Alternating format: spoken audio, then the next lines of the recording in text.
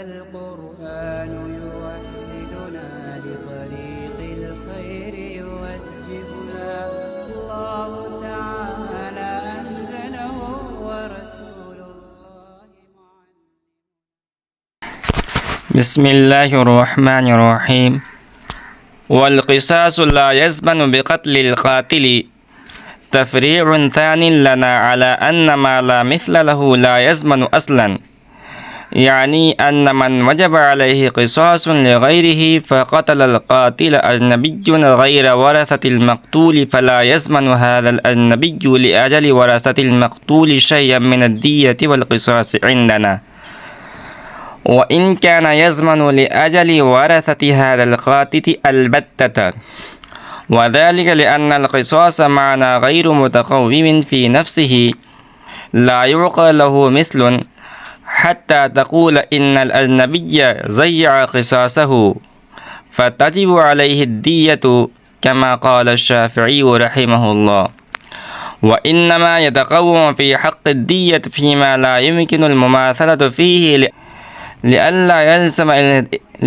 يلزم إهدار الدم بالكلية ضرورة. وها هنا النبي ما ضيع لأولياء المقتول شيئا بل قتل عدوهم فكأنه أعانهم، نعم يزمن ذلك لأجل أولياء هذا القاتل إما قصاصا وإما دية على حسب ما تحقق. کہنے کہ والقصاص لا يزمن بقتل القاتل، اور قاتل کو قتل کرنے سے قصاص کا تاوان نہیں دیا جائے گا. تفریع ثانی لنا على ان ما لا مثل له لا يزمن اصلا، کہنے کہ یہ ہمارا دوسرا تفریع ہے اس اصول پر کہ جس چیز کا مثل نہیں ہوتا ہے اس کا کبھی تاوان نہیں دیا جاتا ہے. یعنی ان من وجب علیہ قصاص لغیرہ فقتل القاتل اجنبی غیر ورثة المقتول فلا يزمن هذا الاجنبی لأجل ورثة المقتول شیئا من الدیة والقصاص عندنا، یعنی وہ آدمی جس پر غیر کا قصاص واجب ہو پھر ورثہ مقتول کے علاوہ کسی اجنبی نے قاتل کو قتل کر دیا ہو تو ہمارے نزدیک یہ اجنبی ورثہ مقتول اول کو دیت اور قصاص میں سے کچھ بھی تاوان نہیں دے گا. وَإِنْ كَانَ يَزْمَنُ لِأَجَلِ وَرَثَةِ هَذَا الْقَاتِلِ الْبَتَّةَ، اگرچہ یہ اجنبی اس قاتل کے ورثے کے لیے تاوان دے گا.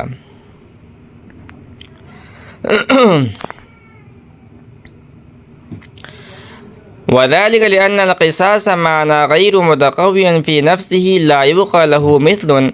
حتى تقول إن النبي ضيع قصاصه فتجب عليه الدية كما قال الشافعي رحمه الله. اور اس کی وجہ یہ ہے کہ قصاص فی نفسی ہی ایک غیر متقوی معنی ہے جس کے لیے کوئی ایسا مثل معقول نہیں ہے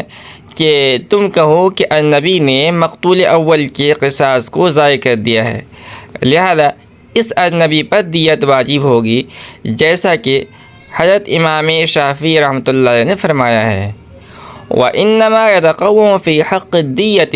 فِيمَا لَا يُمْكِنُ الْمُمَاثَلَةُ فِيهِ لِئَلَّا يَلْزَمَ إِهْدَارُ الدَّمِ بِالْكُلِّيَّةِ ضَرُورَةً، اور لہذا اس اجنبی پر دیت واجب ہوگی جیسا کہ البتہ قصاص نفس دیت کے حق میں اس صورت میں متقویم ہے جس میں مماثلت ممکن نہ ہو تاکہ بالکل دم کو ضائع کرنا لازم نہ آئے. وَهَا هُنَا النَّبِيُّ مَا ضَيَّعَ لِأَوْلِيَاءِ الْمَقْتُولِ شَيْئًا بَلْ قَتَلَ عَدُوَّهُمْ فَكَأَنَّهُ أَعَانَهُمْ، نعم يزمن ذلك لأجل أولياء هذا القاتل إما قصاصا وإما دية. یہ اجنبی اس قاتل کے ورثہ کو ضمان دے گا قصاص کے طور پر یا دیت کے طور پر جو بھی متحقق ہو. والقصاص لا يزمن بقتل القاتل، ماقبل کے اندر مصنف رحمۃ اللہ علیہ نے ایک اصول بیان کیا تھا کہ جس چیز کا مماثل نہ ہو اس کا زمان واجب نہیں ہوتا ہے،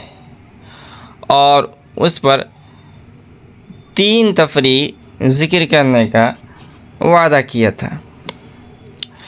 یہاں اس عبارت کے اندر مصنف رحمۃ اللہ علیہ نے دوسرا تفریعی مسئلہ بیان کیا ہے۔ اس سے پہلے پہلا مسئلہ بیان کیا گیا تھا، اور دوسرے تفریعی مسئلے کا حاصل یہ ہے کہ ایک آدمی مثال کے طور پر زید نے خالد کو عمداً قتل کر ڈالا، اور اس قتل عمد کی وجہ سے قاتل یعنی زید پر قصاص واجب ہوا، لیکن مقتول یعنی خالد کے ورثہ کے علاوہ کسی اور اجنبی آدمی نے مذکورہ قاتل، تو اس اجنبی پر مقتول اول یعنی خالد کے ورثہ کے لیے دیت یا قصاص کسی طرح کوئی تاوان واجب نہیں ہوگا۔ البتہ اس اجنبی پر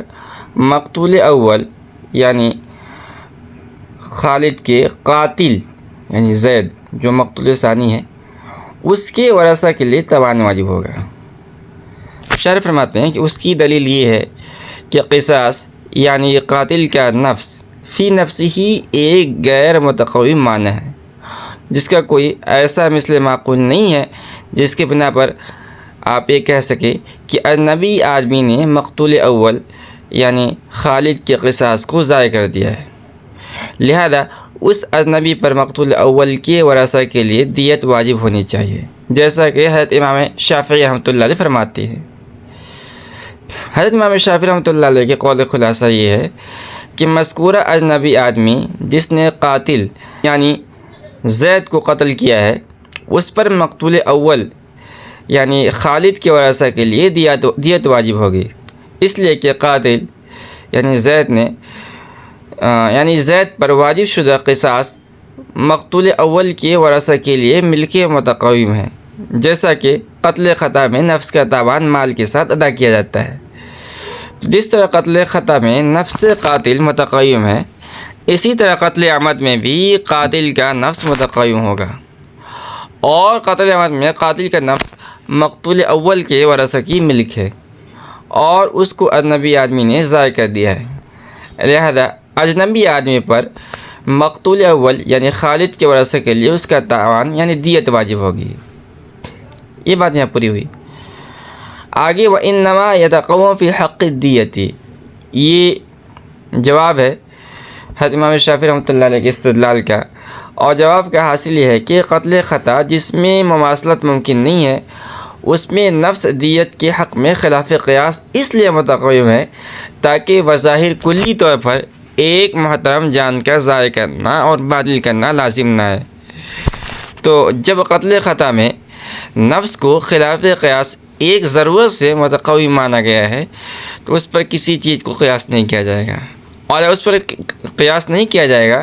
تو قصاص معنی متقویم نہیں ہوگا، اور جب قصاص معنی متقویم نہیں ہے تو اس اجنبی نے قاتل کو قتل کر کے مقتول اول یعنی خالد کے ورثہ کا کچھ ضائع نہیں کیا ہے، بلکہ ان کے دشمن کو قتل کر کے ایک گناہ ان کی مدد کی ہے، اور مدد کرنے والے پر کوئی تاوان واجب نہیں کہتا ہے، لہذا مقتول اول کے ورثہ کے لیے مذکورہ اجنبی آدمی پر کوئی تاوان واجب نہیں ہوگا۔ ہاں اس اجنبی پر مقتول ثانی یعنی زید کے ورثہ کے لیے تاوان واجب ہوگا، بس اگر اس اجنبی نے قاتل کو عمداً قتل کیا ہے تو اس اجنبی پر قصاص واجب ہوگا، اور اگر خطاً قتل کیا ہے تو دیت واجب ہوگی۔ وَمِلْكُ النِّكَاحِ لَا يَضْمَنُ بِالشَّهَادَةِ بِالطَّلَاقِ بَعْدَ الدُّخُولِ تفریع ثالث لنا على أن ما لا مثل له لا يضمن، يعني إذا شهد الرجلان بأنه طلق امرأته بعد الدخول فحكم القاضي عليه بأداء المهر والتفريق ثم رجع الشاهدان فإننا لا يضمنان للزوج شيئا لأن المهر كان واجبا عليه بسبب الدخول سواء كان طلقها أو لا، فما أتلف عليه شيء إلا حل استمتاعه بالمرأة وهو الذي يعبر عنه بملك النكاح، وليس له مثل لا مماثلة الوزع لا مماثلة البزع ببزع آخر فإن ذلك في الشريعة حرام ولا مماثلة بالمال لأن تقومه بالمال لا يظهر إلا عند النكاح ضرورة لشرفه ولا يظهر عند التفريق أصلا ولهذا صحت إزالته بالطلاق بلا بدل ولا شهود ولا ولي ولا إذن وإنما تصير متقومة في الخلع بالنص على خلاف القياس وإنما قيد بالطلاق بعد الدخول لأنه إذا شهد بالطلاق قبل الدخول ثم رجع يضمنان نصف المهر للزوج لأن قبل الدخول لا يجب عليه المهر إلا عند الطلاق لأنها تحتمل أن ترتد أو تاوعت ابن الزوج فحينئذ يبطل المهر أصلا وإنما أكد نصف المهر بالطلاق فكأن الشاهدين أخذا نصف المهر من يد الزوج وأعطاها فيضمنان ما أعطاها کہہ رہے ہیں وملک النکاح لا یضمن بالشہادۃ بالطلاق بعد الدخول اور دخول کے بعد طلاق کی گواہی سے ملک نکاح کا تاوان نہیں دیا جائے گا تفریع ثالث لنا على ان ما لا مثل له لا يضمن یعنی اذا شہد الرجلان بأنه طلق امرأته بعد الدخول فحكم القاضي عليه بأداء المهر والتفريق ثم رجع الشاهدان فعندنا لا يضمنان للزوج شيئا لأن المهر كان واجبا عليه بسبب الدخول سواء كان طلقها أو لا فما أتلف عليه شيء إلا حل استمتاعه بالمرأة وهو الذي يعبر عنه ببلغ النكاح کہہ رہے ہیں کہ یہ تیسری تفریح ہے یعنی جب دو آدمیوں نے اس بات کی گواہی دی کہ فلاں آدمی نے دخول کے بعد اپنی بیوی کو طلاق دے دی اور قاضی نے اس پر ادائے مہر اور تفریق کا حکم دے دیا پھر دونوں گواہوں نے اپنی گواہی سے رجوع کر لیا تو ہمارے نزدیک یہ دونوں گواہ شوہر کے لیے کسی چیز کے ضامن نہیں ہوں گے کیوں ضامن نہیں ہوں گے فرماتے ہیں کہ لأن المهر كان واجبا عليه بسبب الدخول سواء كان طلقها أو لا اس لیے کہ مہر شوہر پر دخول کی وجہ سے واجب ہوا تھا خواہ شوہر اس کو طلاق دے دے یا طلاق نہ دے فما أتلف عليه شيء إلا حل استمتاعه بالمرأة وهو الذي يعبر عنه بملك النكاح تو گواہوں نے شوہر کو ضائع نہیں کیا مگر عورت کے ساتھ اس کے لطف اندوز ہونے کا جواز اور یہ وہی ہے جس کو ملک نکاح سے تعبیر کیا جاتا ہے وَلَيْسَ لَهُ مِثْلٌ لَا مُمَاثَلَةَ الْبُزْعِ بِبُزْعٍ آخَرَ فَإِنَّ ذَلِكَ فِي الشَّرِيعَةِ حَرَامٌ وَلَا مُمَاثَلَةَ بِالْمَالِ لِأَنَّ تَقَوُّمَهُ بِالْمَالِ لَا يَظْهَرُ إِلَّا عِنْدَ النِّكَاحِ ضرورة لشرفه ولا يظهر عند التفريق أصلا ولهذا صحت إزالته بالطلاق بلا بدل ولا شهود ولا ولي ولا إذن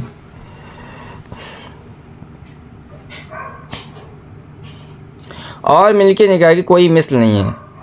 نہ ایک بزا کو دوسرے بزا سے مواصلت ہے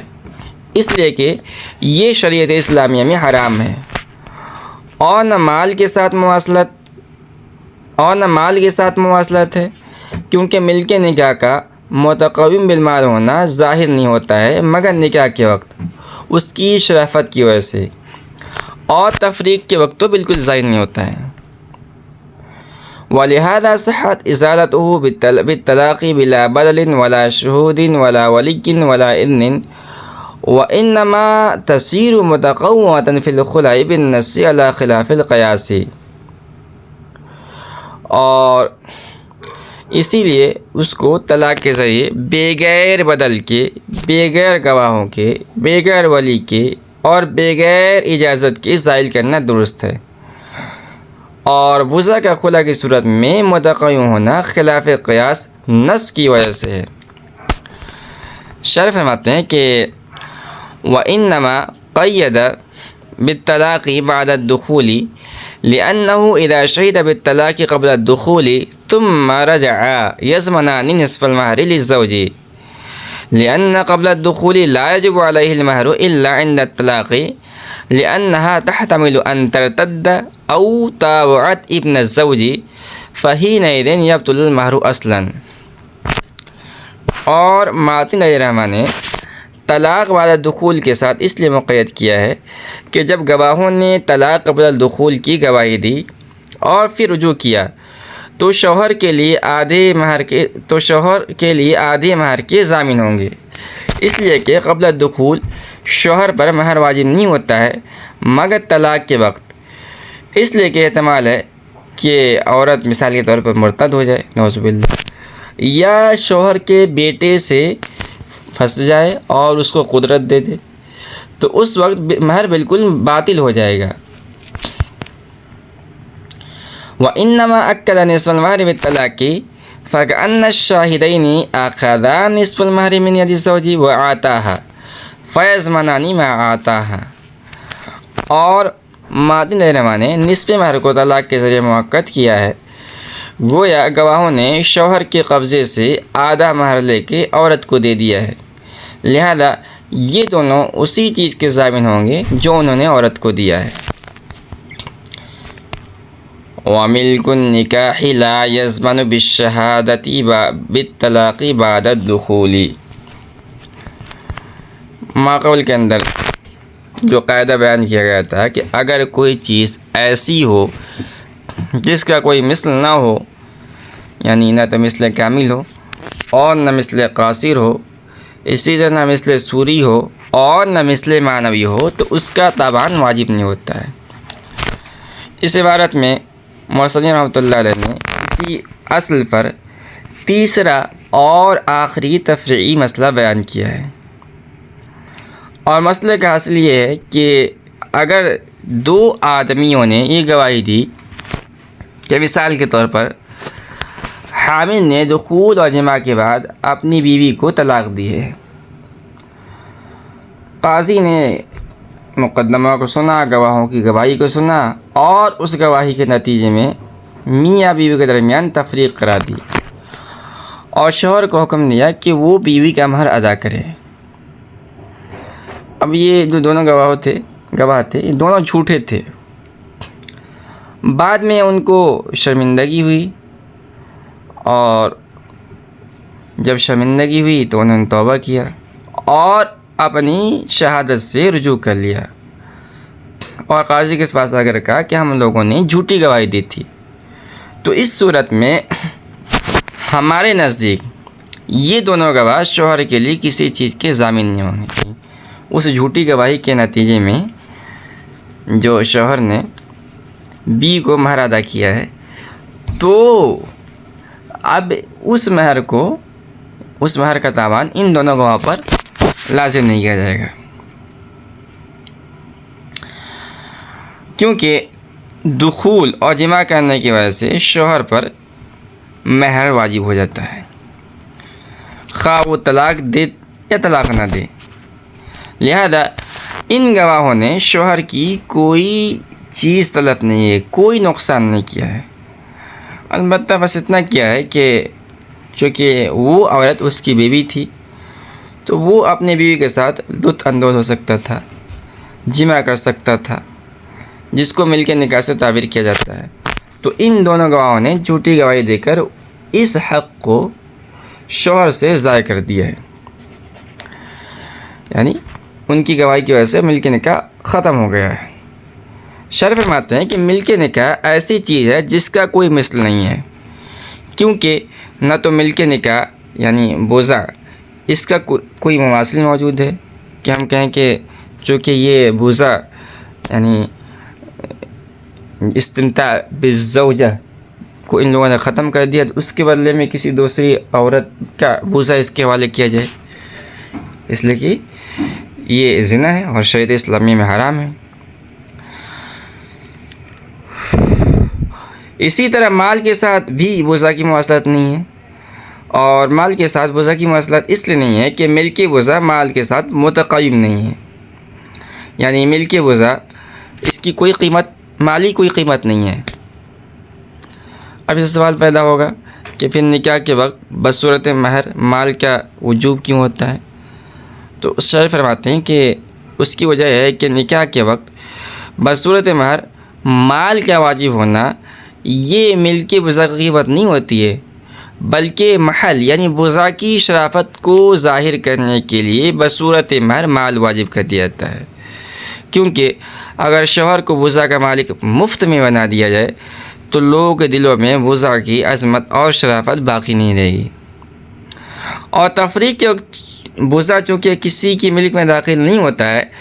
بلکہ شوہر کے ملک سے آزاد ہوتا ہے، اور آزاد ہونا بذات خود ایک عظمت اور شرافت کی چیز ہے، اس لیے تفریق کے وقت وضع کبھی متقیم نہیں ہوتا ہے۔ یہی وجہ ہے کہ طلاق کے ذریعے وضع کو زائل کرنے کے لیے نہ بدل کی ضرورت ہوتی ہے، نہ گواہوں کی ضرورت ہوتی ہے، نہ ولی کی اجازت کی ضرورت ہوتی ہے، اور نہ عورت کی اجازت کی ضرورت ہوتی ہے۔ یہ بات یہاں پوری ہوئی۔ آگے انما تصیر متقومۃ فی الخلا، یہ دفع دخل مقدر ہے۔ ایک سوال ہوتا ہے کہ منافع وضع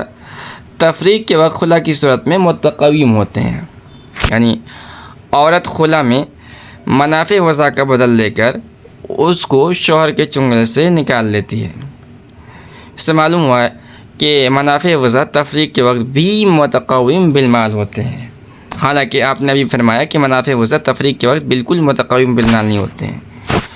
تو اس کا جواب شرح دیا ہے کہ خلا میں منافع وضع کا متقویم بالمال ہونا خلاف قیاس نص سے ثابت ہے، اور نص باری تعالیٰ کا ارشاد ہے فَإِنْ خِفْتُمْ أَلَّا يُقِيمَ حُدُودَ اللَّهِ فَلَا جُنَاحَ عَلَيْهِمَا فِيمَا افْتَدَتْ بِهِ، یعنی اگر آپ تم لوگوں کو اس بات سے ڈر ہے کہ وہ دونوں قائم نہ رکھ سکیں گے اللہ کے حکم، تو کچھ گناہ نہیں ہے دونوں پر اس میں کہ عورت بدلہ دے کر چھوٹ جائے، یعنی عورت مال لے کر اپنے آپ کو نکاح سے چھڑا لے اور مرد وہ مال لے لے۔ بہرکیف خلا میں منافع وضع کا متقویم بالمال ہونا خلاف قیاس نص سے ثابت ہوتا ہے،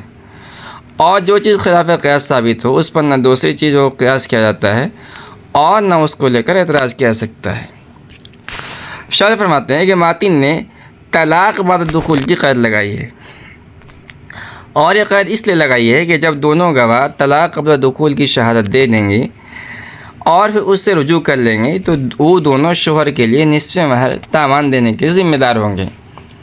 اور اس کی وجہ یہ ہے کہ دخول سے پہلے شوہر پر صرف طلاق کے وقت مہر واجب ہوتا ہے، اس لیے کہ اس شکل کے اندر قبل دخول کی شکل کے اندر اس بات کا احتمال ہوتا ہے کہ نعوذ باللہ عورت مرتد ہو جائے یا اپنے شوہر کے بیٹے جو دوسری بیوی سے تھا اس کو اپنے اوپر زنا کی قدرت دے دے۔ حالانکہ ان دونوں صورتوں میں عورت کے ناشزہ ہونے کی وجہ سے مہر بالکلیہ باطل ہو جاتا ہے، تو دخول سے پہلے طلاق پر گواہی دینے سے طلاق واقع ہو جائے گی اور طلاق کی وجہ سے نصف مہر مؤکد ہو جائے گا۔ میرے کا خلاصہ یہ ہے کہ جس مہر کے ساقط ہونے کا احتمال تھا وہ نصف مہر گواہوں کی گواہی سے واجب ہوا ہے، لہذا ایسا ہو گیا گویا ان دونوں گواہوں نے نصف مہر شوہر کے قبضے سے غصب کر کے اس عورت کو دے دیا ہے، اور غاصب شے مغصوب کا چونکہ ضامن ہوتا ہے اس لیے دونوں گواہ بھی نصف مہر کا تاوان ادا کریں گے۔